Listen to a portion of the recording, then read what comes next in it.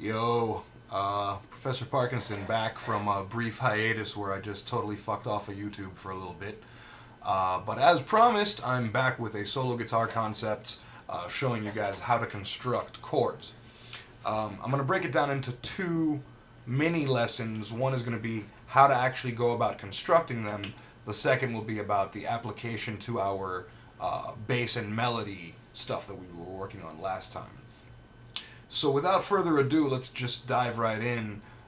Guys like Tuck Andrus and Wayne Krantz and Charlie Hunter had a tremendous influence on me in the way that they think about chords, which is basically breaking it down by the formula rather than just thinking about these grip voicings, like just like learned voicings that are in like a chord book or whatnot.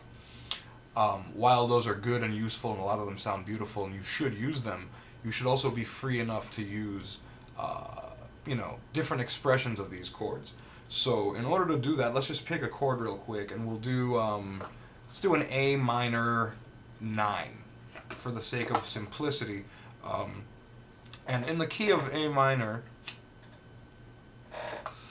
an A minor 9 would be spelled A, B, C, E, and G, which would be the root, ninth, flat third, fifth, and flat seventh of that chord formula. Now, if we were to just arpeggiate that, it would sound like this.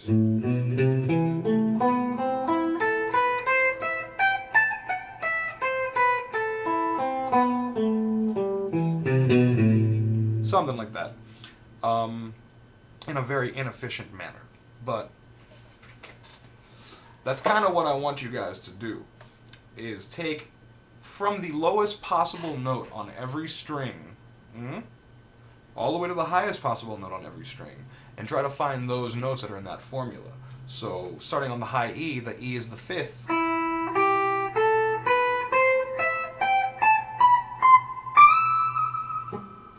Right? Now you go to the B string, the B is the ninth. B, C, E.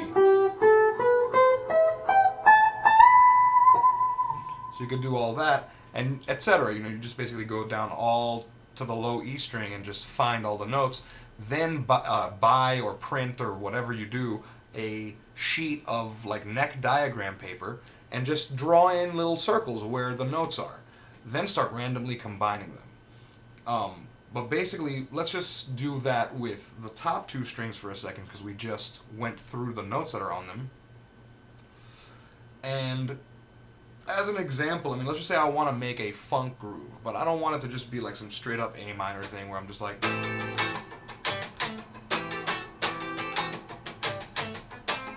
whatever it is.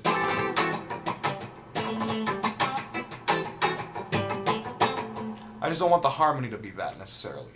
So maybe I'll do something with the dyads on the top two strings, like...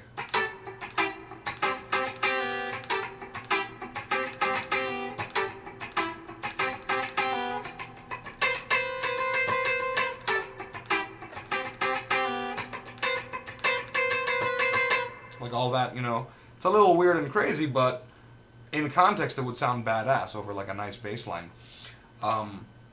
Now, the further you progress with these, meaning like to the number of strings you use in the voicing, the potential for craziness is more there, or not craziness. That's a bit of a overt word. I think I overly stated. It's more interesting. So, for instance, let's just say you want to do a 3-note voicing now rather than these 2-note dyads, and we'll take a little lower register to make it more resonant and full. So now, instead of putting the root in the bottom in the bass voice, let's put the third there. Let's take the C note, and then maybe put the A note a sixth above it on the 7th fret, and then maybe the 9th above that. And that's a nice sound.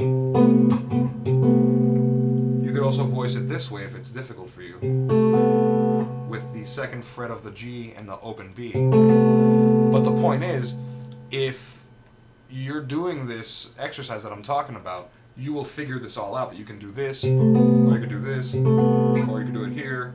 See what I'm saying?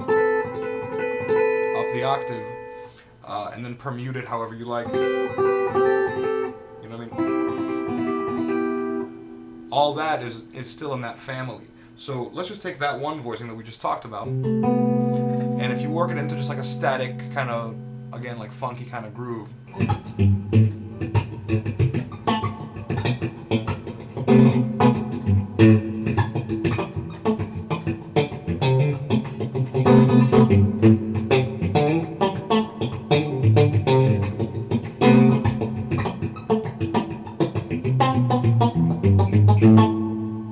Cool, you know, it sounds pretty sweet.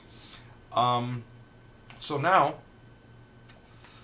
what you guys want to do is take a couple of chords and try to work it again. First, starting with just, you know, just like little dyads or whatnot on the same set of strings, and then graduating to 3, 4, 5, and even 6 note voicings as you see fit. Now, let's just take two chords hypothetically as an example. We'll take like an A minor 9, you know, which we started with, and let's take like a F9, which would be like the notes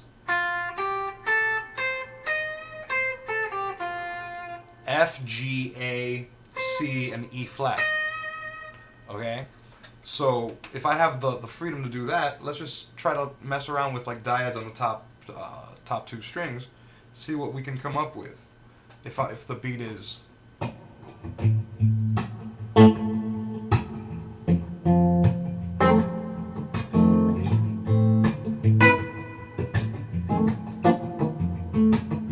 right, I can go.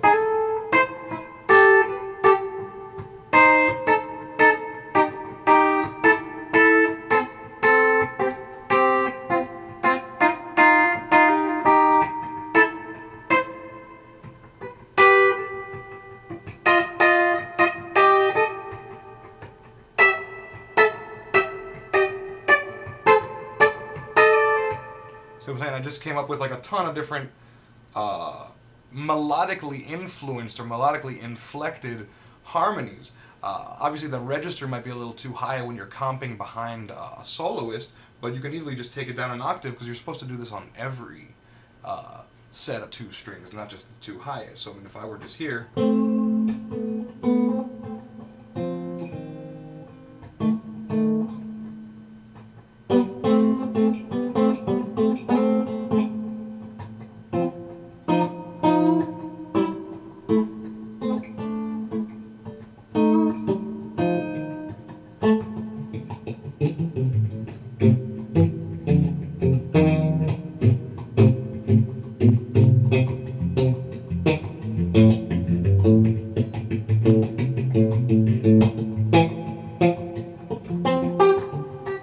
I'm just kind of, you know, grooving out over those 2 chords. I started moving all over the place, switching to different string sets, but exclusively playing dyads there.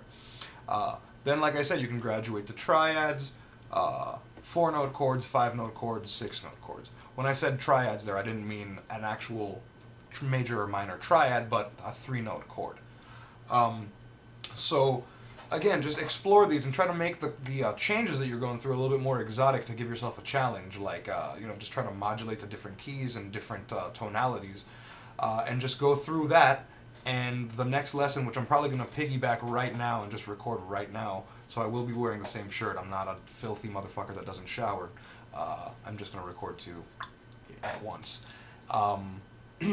We'll discuss how to apply it now to these arrangements and all. So good luck, you guys. Peace. And I'll see you in 2 seconds for the other.